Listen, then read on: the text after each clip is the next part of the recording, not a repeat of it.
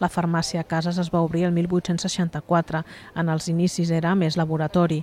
Fabricava medicaments que es distribuïen per tot el país i fins i tot exportava a Amèrica. Tenía una marca registrada de los productos que fabricaba. Es decir, que era conocida a nivel nacional. Nosotros tenemos etiquetas ahí de los productos que hacían y viene el precio de reales, marcado en reales y todo. Esto de aquí, ese producto era el producto más famoso que fabricaban y que también lo vendían por todas las demás farmacias. Tot i que l'establiment s'ha ampliat amb la incorporació de l'antic magatzem, s'ha respectat l'estructura medieval de l'edifici i en la part original de la farmàcia res no s'ha tocat. Conserva la decoració modernista amb el terra hidràulic i el leitmotiv de la rosa quadràtica que es repeteix al mobiliari de l'establiment. Pues yo creo que quedan pocas en Barcelona, así de esta época, que se conserven más o menos igual, creo que quedan pocas.